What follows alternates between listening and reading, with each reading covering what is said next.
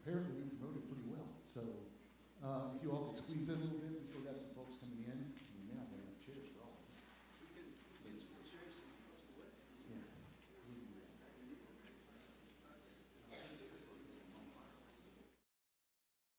Know that the concert is now being streamed live on the church's YouTube channel, Grace United Methodist Huntsville.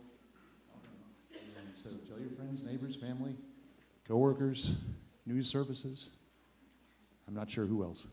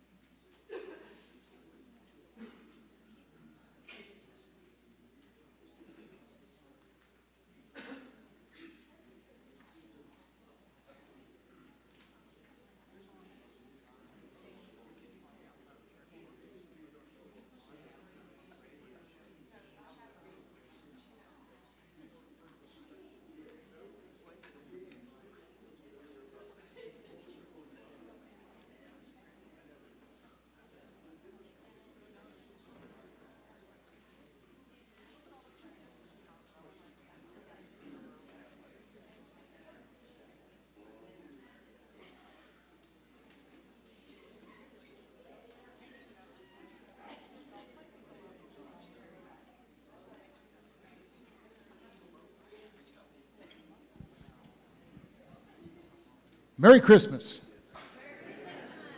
Oh, come on. You can do better than that. Let's try that again. Merry Christmas. Merry Christmas. There you go. All right. We are the Madison Community Band, and it's a perfect evening for the sound of Christmas music on the breeze, even if it's just a virtual breeze. We're happy that you've chosen to be with us as we conclude our 30th anniversary season with this concert, our 17th Christmas concert at Grace. Please help us thank them right now for hosting us tonight and for serving as our rehearsal home.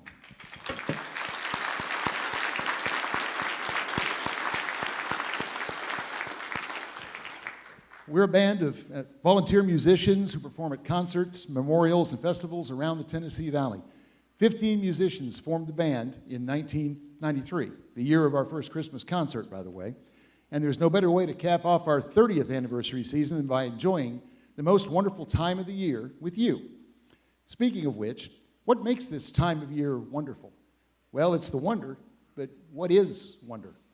Well, according to the dictionary, it's the feeling of surprise, astonishment, amazement, or awe that you feel when you encounter something beautiful, unexpected, unfamiliar, or inexplicable. This Christmas season is brimming with wonder, and we should do our best to be wonderful as we pass through it. So we'll do our best to help make this the most wonderful time of the year for you, and you can help us by singing along on that namesake song. The words are on your sing-along sheet, as we're led by our conductor and musical director, Mr. Dave Ryan.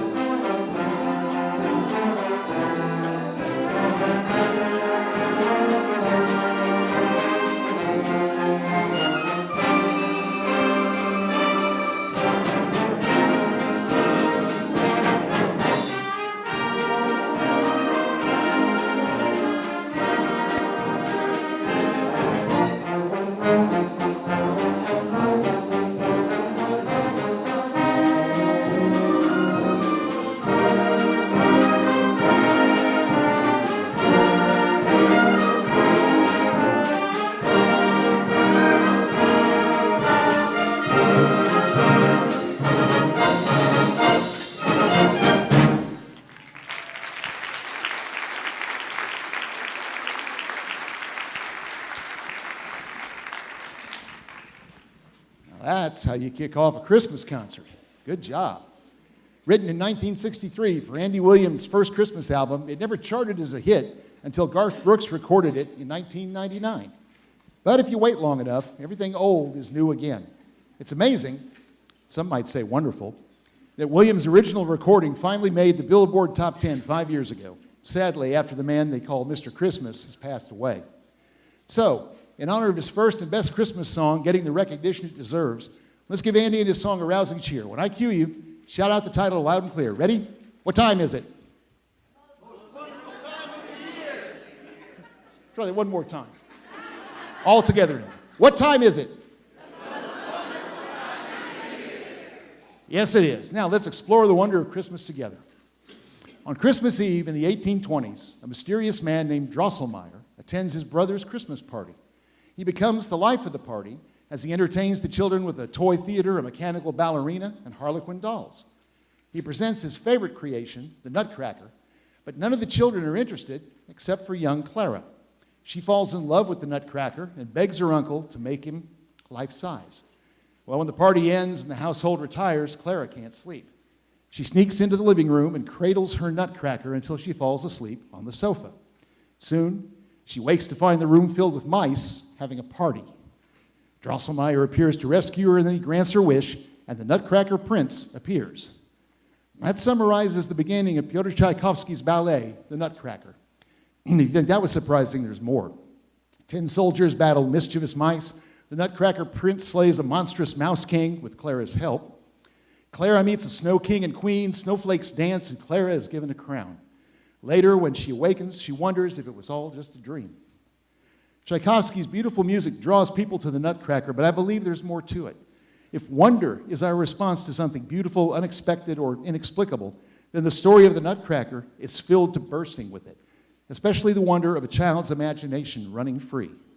When joined with the genius of a composer like Tchaikovsky, the story can transport us to even greater heights of wonder. That is the power of the Nutcracker.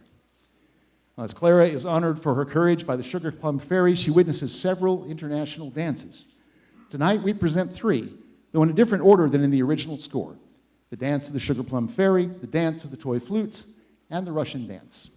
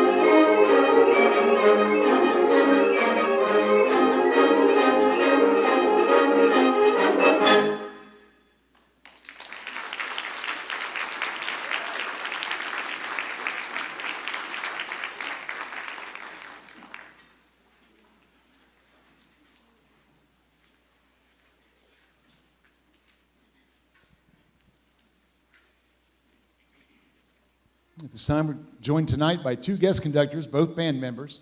Our first, who will crack the whip on this musical sleigh ride, is Mr. Bob Backus.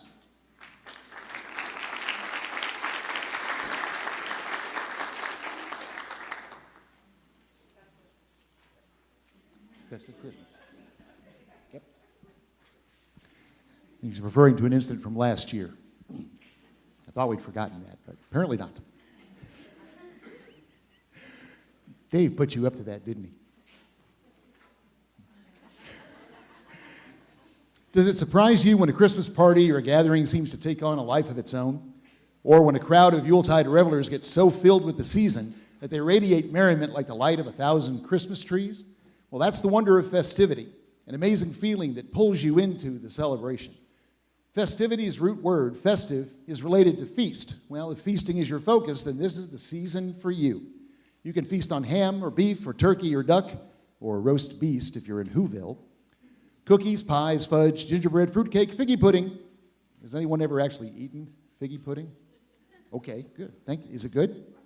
All right.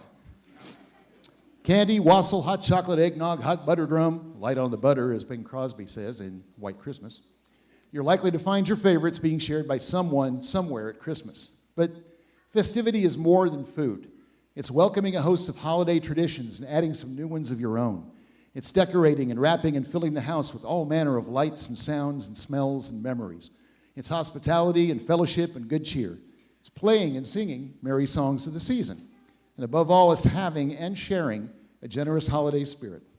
Our next number, A Festive Christmas, features Merry Christmas songs and some reflective ones that speak tenderly and grandly of waiting for, announcing, and finding the Messiah.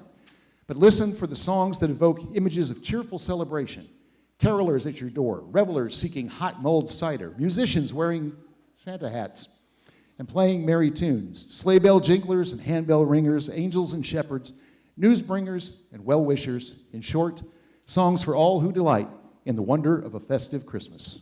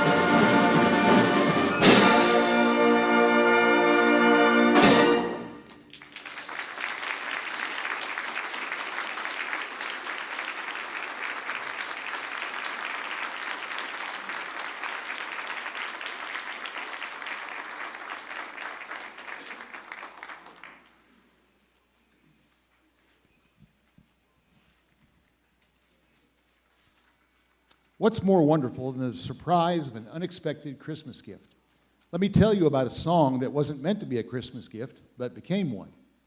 In 1819, an old Polish folk tune inspired August Zarnak, a German pastor, to write a song about a faithless lover in which he depicted faithfulness as a fir tree.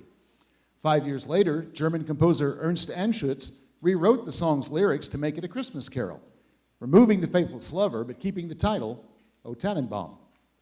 While these men were praising the steadfast virtues of evergreen trees, Europe was madly decorating them for Christmas. The custom began in Germany in the 1500s with the placing of lighted candles on evergreen trees. It grew steadily in Europe, England, and America thereafter, and tree decorations also grew to include things like apples, oranges, nuts, and sweets, simple paper decorations and elaborately crafted ones, strings of popcorn and cranberries, and finally, electric Christmas lights, thanks to Edward Johnson and the Edison Electric Light Company. As the Christmas tree custom spread, so did the singing of O Tannenbaum, which was translated in many versions in English-speaking countries with the title, O Christmas Tree. Surprises are some of the best Christmas gifts, and what's more surprising than a sad song about a lost love becoming a beloved Christmas carol? Our next number, Sparkling Lights, has its own surprises. It transfers O Tannenbaum into a holiday fanfare, imagining the wonder of an evergreen tree covered in lights, lifting hearts out of winter's dark into the glow of a shining Christmas.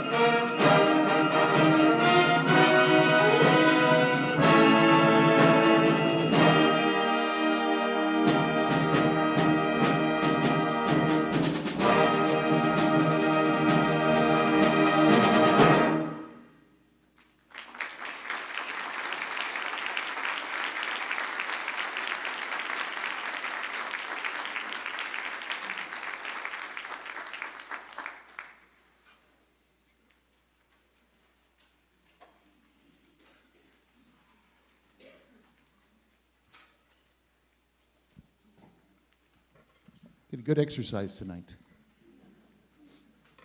All right, it's that time.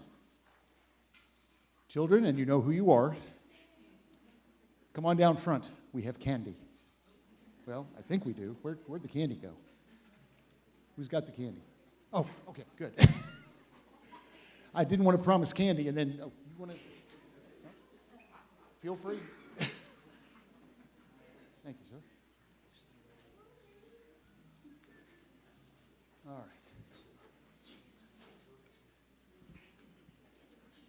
All right. This doesn't mean you get candy, though. Okay. Okay. All right. You know, Christmas calls out a deep sense of wonder in us. It's natural in children. In adults, we can still be surprised and stirred through our memories. Visiting a living nativity scene, sipping hot chocolate by the fire, decorating a tree, trying our best to get to sleep on Christmas Eve, seeing Santa's footprints in a fireplace. Well, that wonder moves us to say Merry Christmas to friends and strangers. It's in the stories we tell each other at Christmas. Ebenezer Scrooge and the Three Christmas Ghosts, Rudolph with his nose so bright, Frosty the Snowman, and shepherds quaking before a choir of angels. There's a special kind of wonder in the story of the babe in the manger, the one who drew wise men and shepherds to Bethlehem. Well, the wonder of Christmas is why adults and children are drawn to Clement Clark Moore's poem, A Visit from St. Nicholas. It's full of surprises.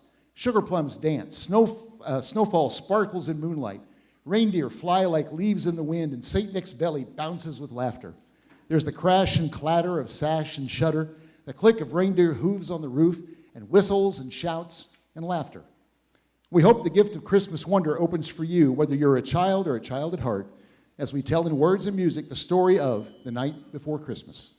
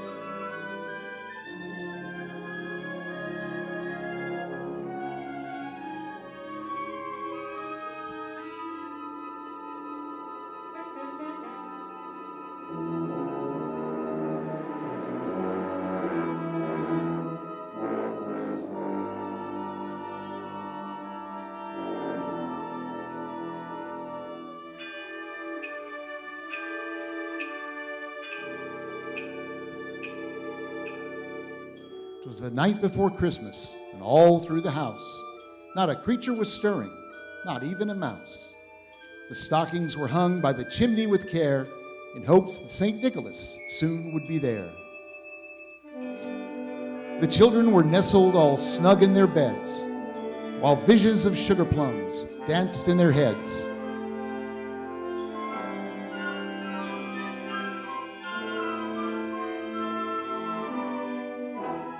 And Mama in her kerchief, and I and my cat had just settled our brains for a long winter's nap.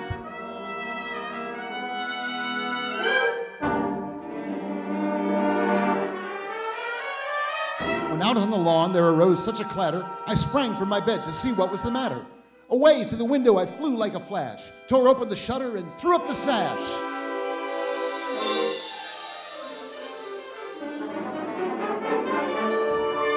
The moon on the breast of the new-fallen snow gave a luster of midday to objects below, when what to my wondering eyes should appear but a miniature sleigh and 8 tiny reindeer. With a little old driver so lively and quick, I knew in a moment it must be St. Nick. More rapid than eagles, his coursers they came, and he whistled and shouted and called them by name. Now Dasher, now Dancer, now Prancer and Vixen. On Comet, on Cupid, on Donder and Blitzen.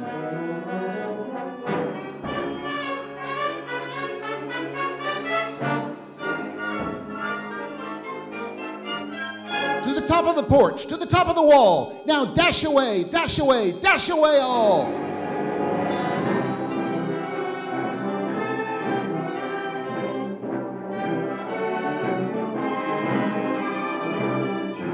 As dry leaves that before the wild hurricane fly, when they meet with an obstacle, mount to the sky.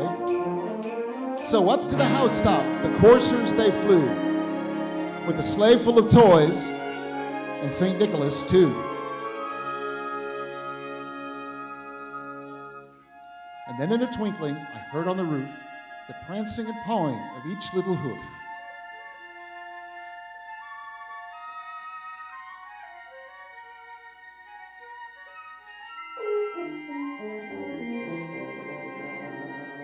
As I drew in my head and was turning around, down the chimney St. Nicholas came with a bound.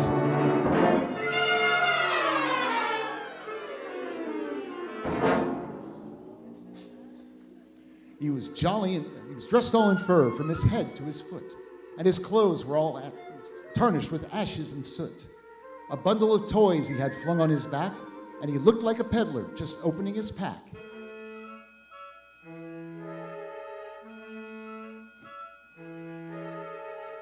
His eyes, how they twinkled. His dimples, how merry. His cheeks were like roses, his nose like a cherry. His droll little mouth was drawn up like a bow, and the beard on his chin was as white as the snow. The stump of a pipe he held tight in his teeth, and the smoke, it encircled his head like a wreath.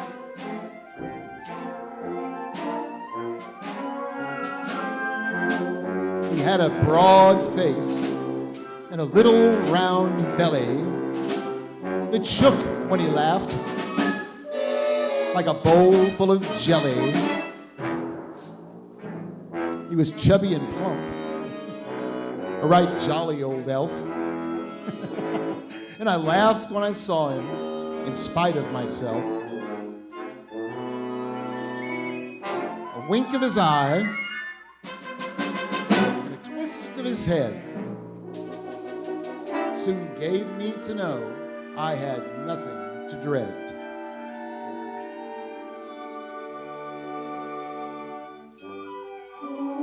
He spoke not a word, but went straight to his work. He filled all the stockings, and then turned with a jerk. Laying a finger aside of his nose and giving a nod, up the chimney he rose. He sprang to his sleigh, to his team gave a whistle, and away they all flew like the down of a thistle.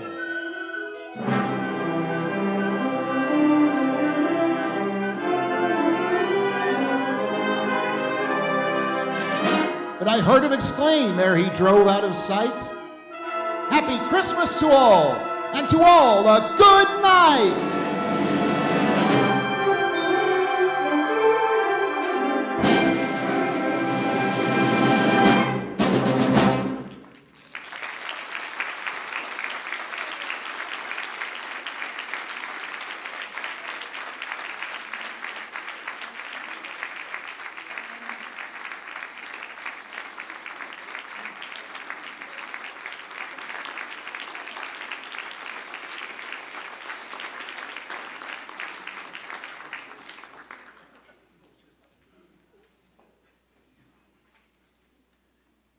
I thought sure Dave was going to come back here for the candy, even after I told him no.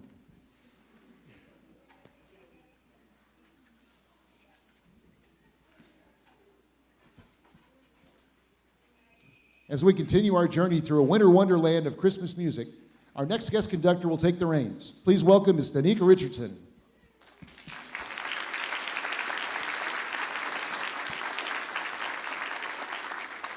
Now, as you may know, our next number was not meant to be a Christmas song. Composer Leroy Anderson began writing it one sweltering summer in 1946 and finished it in February of 1948. 2 years later, lyricist Mitchell Parrish added the words we still sing today, which, by the way, don't mention Christmas. It's true, listen to it sometime. After 75 years, though, Anderson's Winter Song is still one of the 10 most popular Christmas songs worldwide, often topping that chart. That's a wondrous feat considering all the songs you hear during the most wonderful time of the year.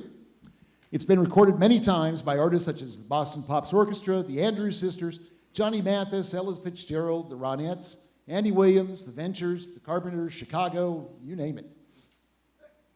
Sir? Alvin and the Chipmunks. I'm sorry? Alvin and the Chipmunks, didn't they ever do it? You know, well, a couple of years ago I said they didn't, but Dave, I've got good news for you. It wasn't on their original 1962 Christmas album, but after further research, I've learned that there was a 1981 Alvin and the Chipmunks TV special called A Chipmunk Christmas. How many of you knew that? Because I sure didn't. Okay, a couple. Good. And Sleigh Ride was one of the 12 songs, Christmas songs, in that special. And lucky you, Dave, that soundtrack's still available on CD, cassettes, and 8-track tapes from sellers on Amazon and eBay. All right, are you ready? Let's take that sleigh ride.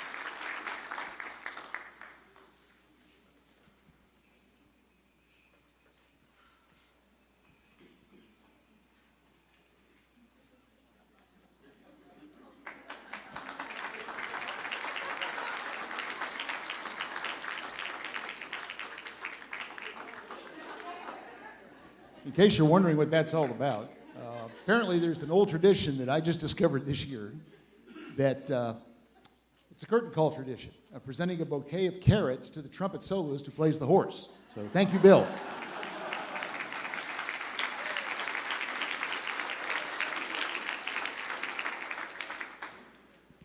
The concept of wonder embraces surprise or astonishment upon countering the unexpected, as Bill just did.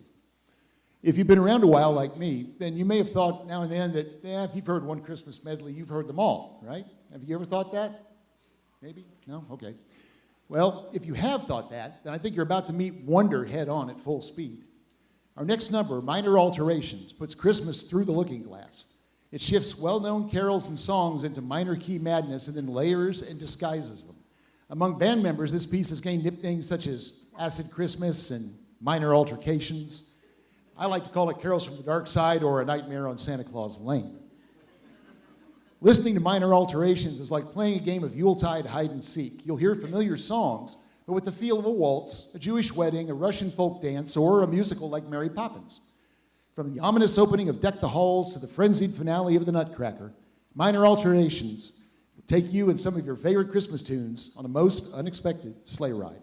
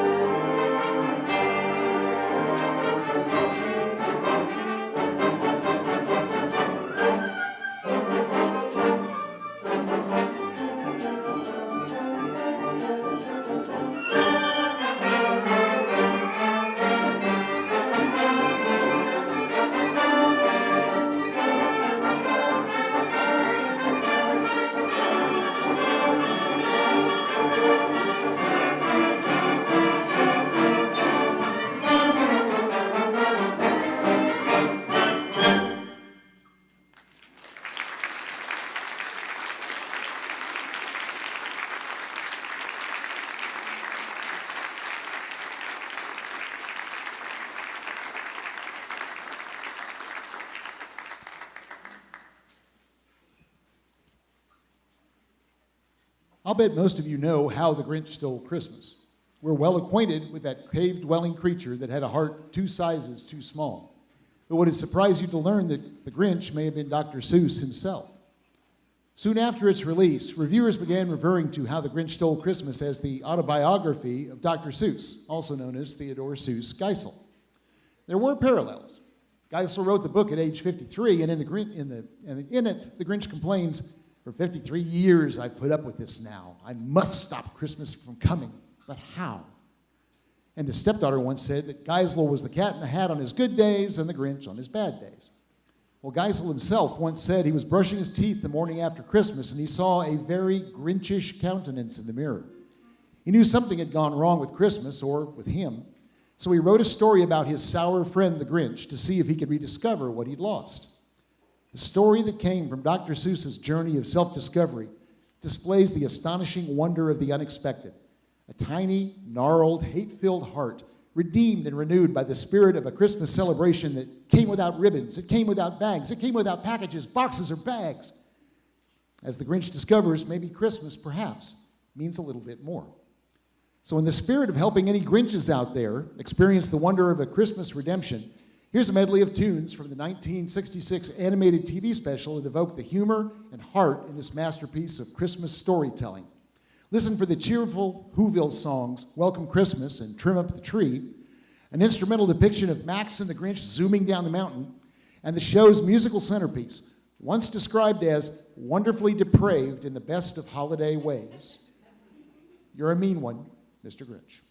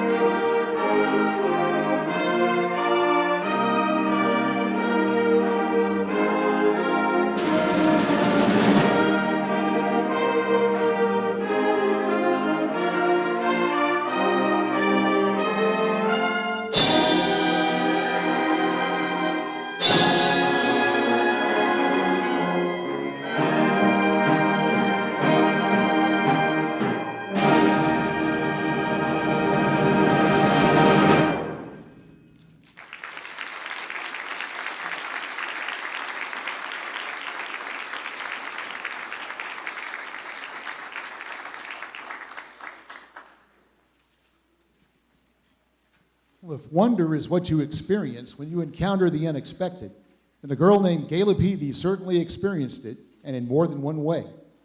When Gayla was 5 years old, her family moved to my hometown of Ponca City, Oklahoma. Before long, she made a name for herself singing in church, in school, and around town. After appearing on Oklahoma City radio stations and TV shows, she toured and sang around the state. And in 1953, the NBC network moved her family to California, where she became a regular on the Saturday Night Review TV show. Then 10-year-old Gayla's dream came true, a recording contract with Columbia Records. She flew to New York City to record a song with the Mitch Miller Orchestra, and she later sang it on the Ed Sullivan Show before its Christmas release. That song, still played during the holiday season, was I Want a Hippopotamus for Christmas. Okay, laugh or groan if you must. But that song was a gift that kept on giving. The Oklahoma City Zoo held a Buy a Hippo for Gayla drive, to which children alone donated more than $3,000. Gayla got her 700-pound baby hippo for Christmas, which she then donated back to the zoo.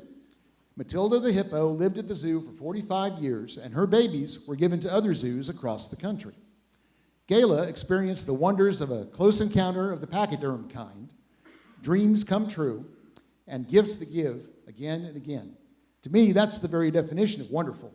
Now, feel free to sing along. We're pretty sure you know the words, but it's on the sing-along sheet if you need help.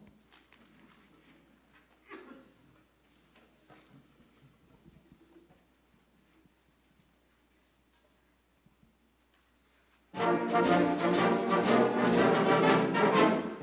want a hippopotamus for Christmas. Only a hippopotamus will do.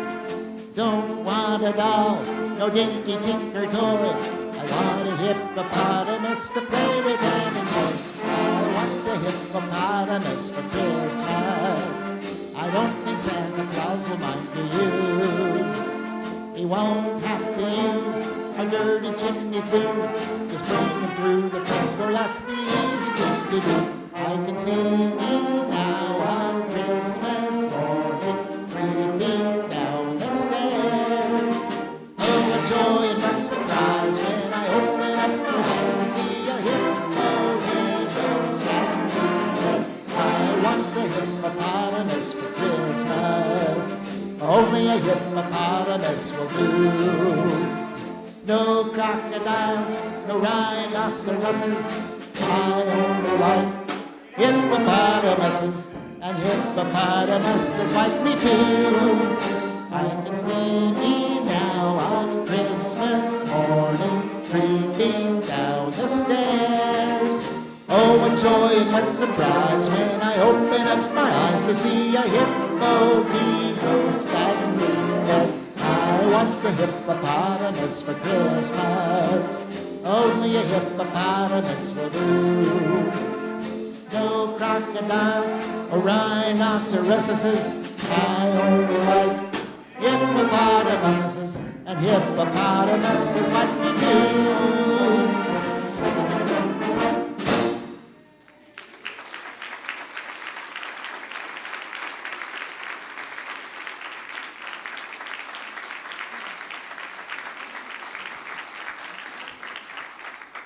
I heard a lot of you singing out there. Thank you. I'm glad I wasn't the only one.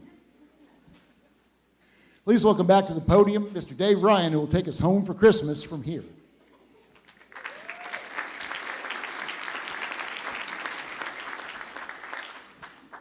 Now, I believe the most wonderful time of the year includes times when random groups of people sing Christmas songs together. Right here.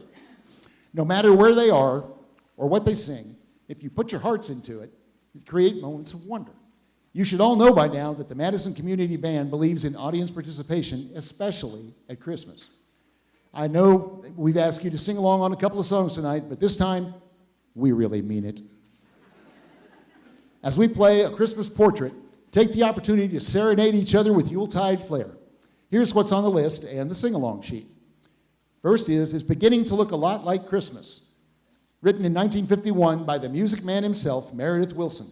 It's been recorded more than 200 times by artists such as Bing Crosby, Johnny Mathis, Dionne Warwick, Michael Bublé, and Alvin and the Chipmunks. but Perry Como's original recording is still the one most played. The Christmas Song, written in 1944 by Mel Torme.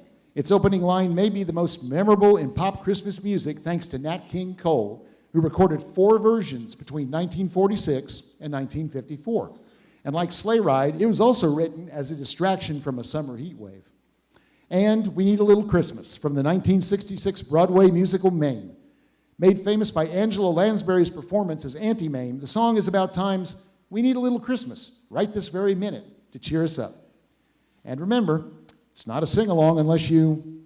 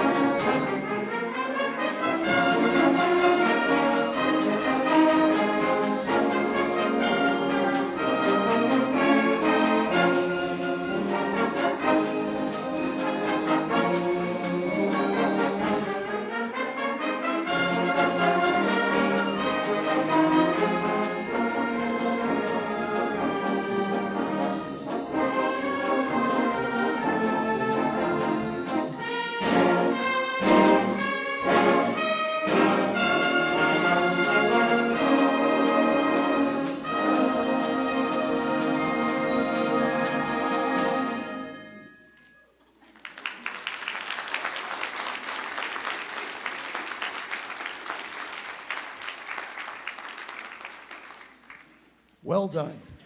Well done. We noted at the top of the program that tonight's concert marks the close of 30 years of performance. Now, throughout those years, we've come to learn that a journey is more about what happens along the way and the people we share it with than about reaching a destination. MCB's musical sojourn has been immeasurably enriched by you, our families, friends, and all who've come to hear us perform. Thank you for your enduring support and for allowing us to share some holiday musical magic and build some Yuletide memories with you. And for that, we salute you.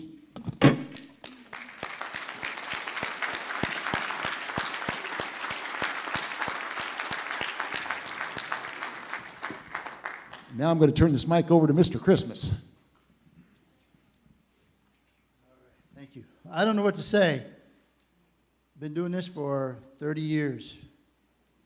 A small group of us got together and we played our very first official concert out at the Oak Club on the Arsenal for what they called Gold Rush Days. And it was a fascinating environment, to say the least.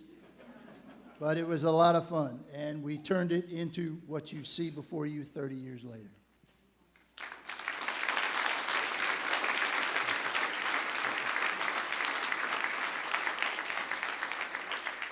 I've said it before, and I'll say it again. I'm humbled, blessed, and honored to be part of this group and to be leading this group. I have been the conductor and music director for all 30 years, including playing my instrument at the same time. When we first started, it was fun, but we grew from 8 or 12, and now we have over 70 on the roster, probably had over 60 here tonight. We do that consistently every Tuesday night in rehearsals. It's just remarkable to come here every Tuesday night and rehearse with these fine people. We have students in here. I'd like to recognize the students so that you understand that we want as many students as we can get in this organization. The rest of us have had our due. We went through school. We've played enough. We like to do this as a hobby. But these students are the future of this organization. When I'm gone, the rest of us are gone. I want these students to come back and go, we've got to keep this organization or one like it going. So if you're a student of any age, please stand up and let us recognize you.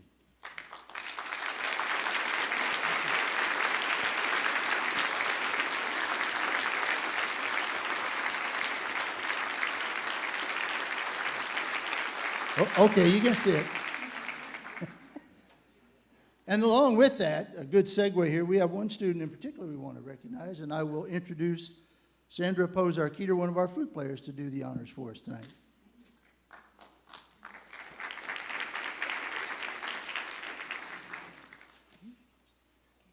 As Dave says, part of the backbone of this organization is for older musicians like me to see young musicians come in and watch them flourish and grow and become spectacular. This young lady joined this organization when she was in 6th grade. It was a family affair because her father and her brother are also part of this organization. She was my stand partner for a bit, and I knew we were going to be friends because she got my quirky little sense of humor. And when we did the chicken dance, she didn't let me out there by myself because I had no idea what I was doing. So I would like you to help me give kudos to this beautiful little flute player. She's not so little anymore, Rachel Strong.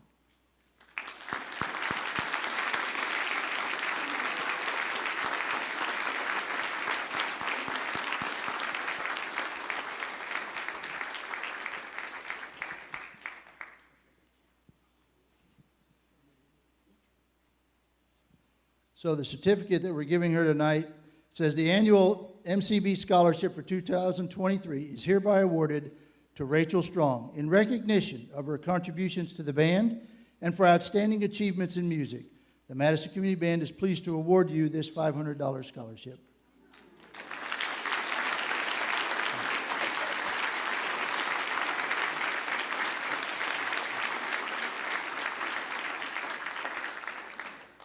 And that's part of what this band does. Many years ago, we established a scholarship fund to award to a junior or a senior who has served in the band. There are some certain criteria that they have to meet, none of which revolve around grades. They get enough of that in school. We want the students to come here and enjoy music in a completely different setting. There's no score, there's no medal to be had, it's just for the pure enjoyment of it. And Rachel definitely epitomizes that, and we appreciate all your contributions very much. All right, so there's several other awards I need to award. Many, many years ago, and probably 25 or so, I met this young man in church at his Sunday school, and we actually became the families the closest of friends. In fact, we've known each other since our children were very, very small, or your children anyway, were real small. And without him, he agreed many, many years ago to come do what I had been doing all along, conducting, introducing songs, which really doesn't work. So I asked this young man if he would be willing to utilize his skills and do the research of the music and allow you insight into the music so that you identify with the music. You become part of it. You become an owner of the music just as much as we are in playing it. You understand what we're trying to convey, the emotion that you need to get out of the piece. He's done a fantastic job, phenomenal job for years and years. And this year is no different. This is probably his best year. So I would like to give him a gift, and I would appreciate it if you would join me in thanking Mr. Brian Cobb for all his efforts.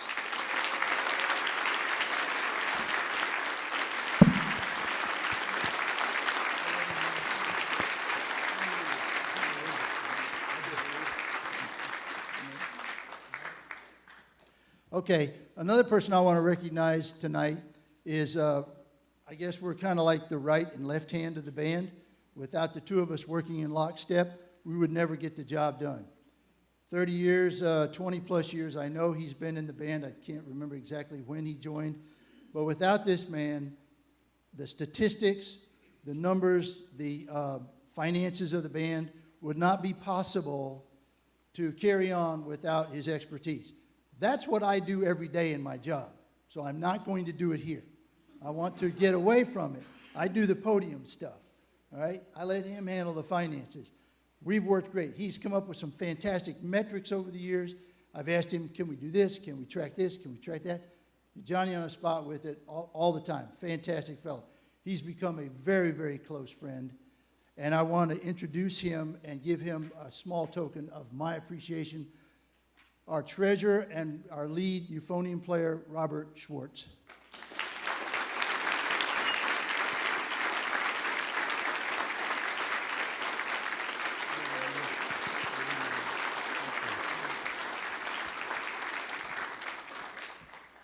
Tonight would not have been possible. I know you noticed that we had two guest conductors this evening. Several weeks ago, about a month and a half ago, 2 months ago, my family hit a roadblock, as every family does. And I had to step down at the last minute, right before Fayetteville concert, and hand the band over to these two individuals and ask them if they would help conduct the group, carry them on while I took care of family. And they did a phenomenal job, absolutely wonderful. I don't know where we'd be without them, so I wanted to make sure that you all got a chance to meet them tonight as the Fayetteville crowd did, and that's why they conducted tonight. They did a great job. The first person is a relatively new member of our group. She has a master's degree in wind band conducting. She's currently looking for a job in the area as a band director. If you have any of those connections, that would be great. But I want to introduce to you tonight for the first time Miss Danny Richardson.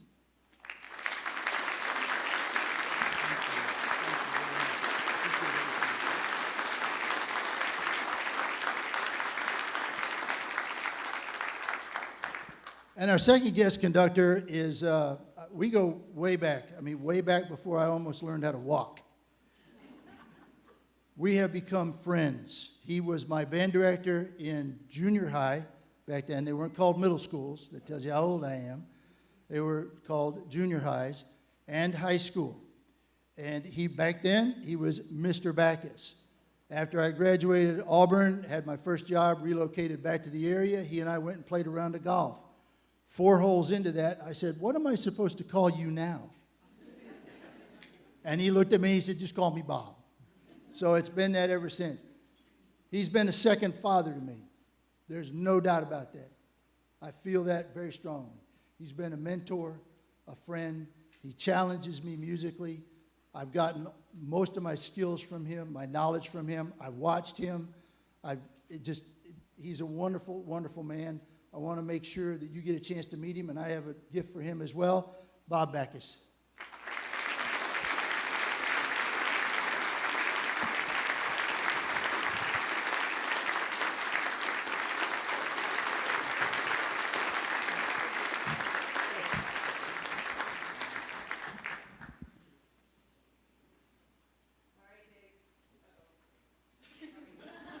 Technology. Okay, so we as a band cannot do this without Dave Ryan. He pushes us, he gives us great repertoire, and he practices with us every week. So we as a group wanted to say thank you. So we have a nice little gift for you.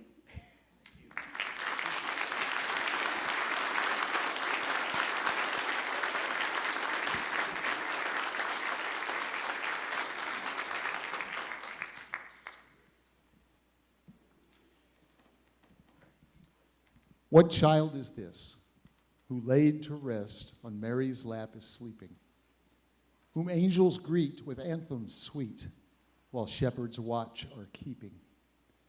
The answer to that question is in the song's next line. This is Christ the King.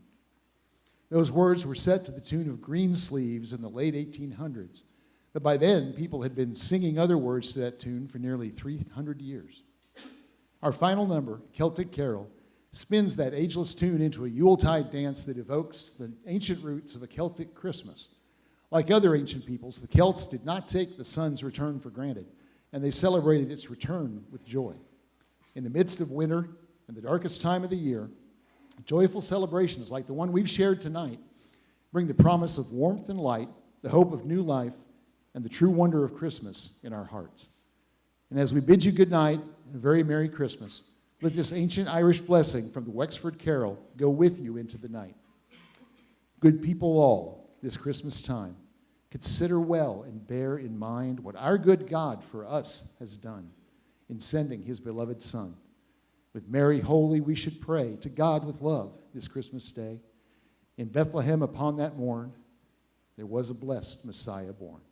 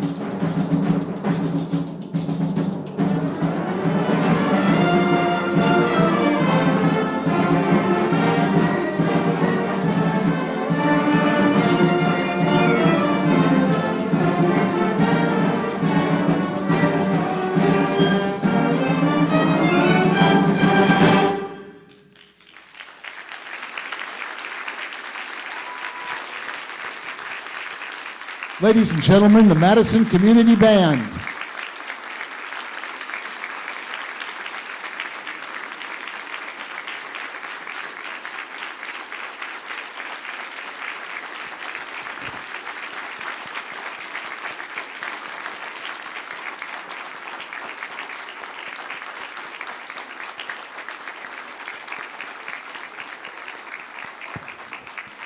Thank you all and have a Merry Christmas.